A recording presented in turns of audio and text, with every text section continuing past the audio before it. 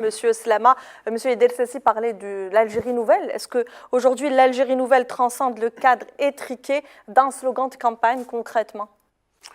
Écoutez, je pense que dans l'essentiel de la réponse à votre question, il faut distinguer les étapes en priorité. Donc, il y a l'étape avant ce qu'on appelle le Hirak 2019.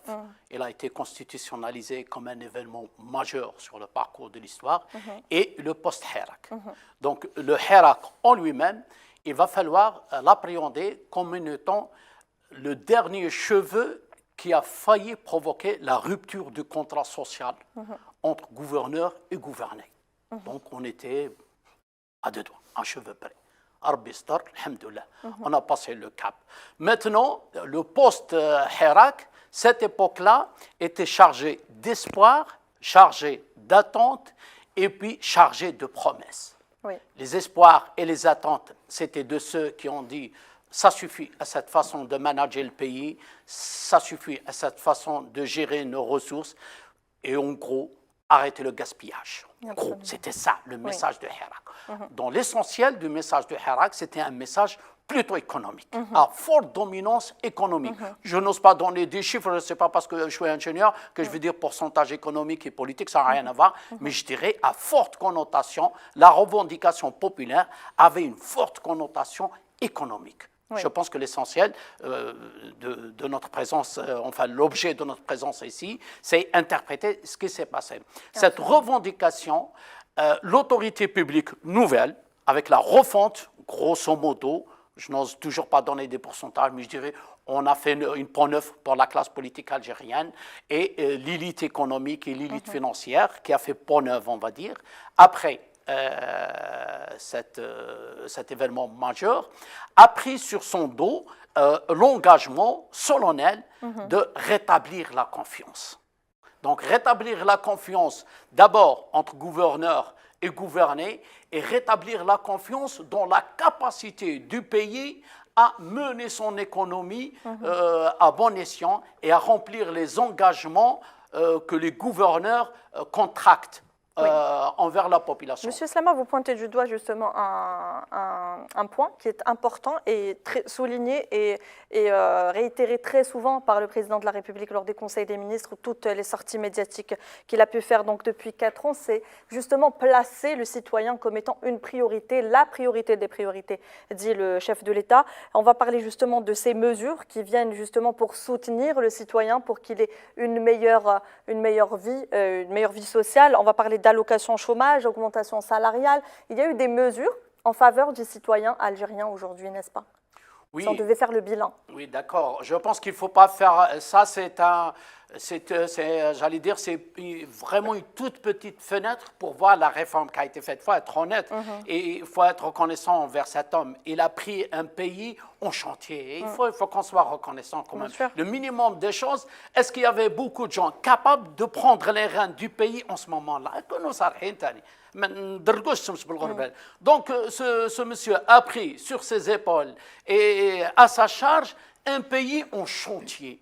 Le peuple n'était plus d'accord sur plus rien. On est à deux mots près, qu'on était à deux doigts d'une rupture du contrat social, c'est-à-dire le fondement même du pays. Et la preuve, le premier engagement du président de la République, une fois qu'il a pris les commandes du pays, à part l'aspect économique, c'est des réformes immédiatement constitutionnelles, politiques et sociales tout de suite.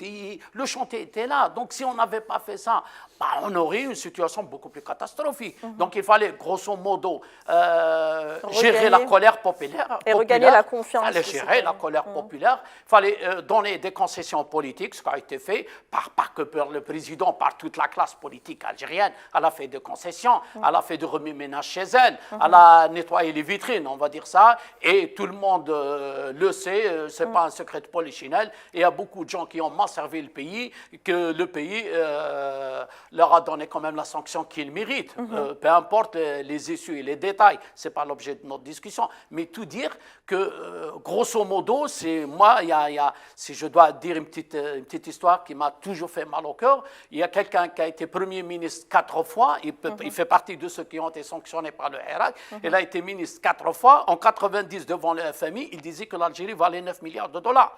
Alors que le potentiel économique mesurable actuel, ceux qui savent de quoi il s'agit dans le pays, ils savent que l'Algérie est assise sur un potentiel économique valorisé à 6 trillions de dollars. Oui. Donc, imaginez le différentiel. Ça veut dire que la vision économique de ces gens-là, qui ont gouverné le pays 20 ans avant le Hirak, était une vision d'étroitesse. Oui. Ils n'avaient pas mis de grands espoirs, ils n'avaient pas de grande vision pour ce pays-là. Et d'ailleurs, ils géraient avec le sac à la main, enfin, de ce qu'il avait sous la main. Il avait 9 milliards de dollars. Il n'a jamais imaginé que l'Algérie, en 2023, pourrait atteindre 254 milliards, enfin, 2024, pourrait atteindre un PIB de 254 milliards de dollars. On est quasiment presque double. Attention, qu'est-ce qu'on est en train de dire? Donc, le président de la République, venu en 2019, fin 2019-2020, il a dit, OK, j'arrête les dégâts. Je vais mettre les poignets dans le béton de ceux qui ont tripoté un peu dans les tiroirs caisses de l'État.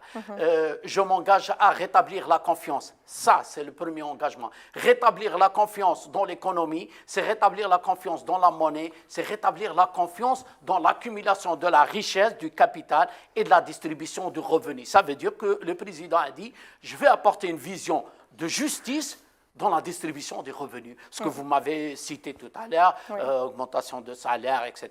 Pour moi, c'est de la distribution de revenus. Bon, il n'y a pas que ça. Il y a aussi le transfert social, il y a les revenus indirects qui ont été distribués à la population suite au Hirak. C'est pour ça que je vous dis qu'il fallait lâcher la pression, il fallait gérer la colère. Absolument. Donc maintenant, le bilan du président après ces 4 ans-là, soyons honnêtes, qui était capable de prendre le pays dans ces moments-là? À peine les mains aux commandes, paf, et là le Covid.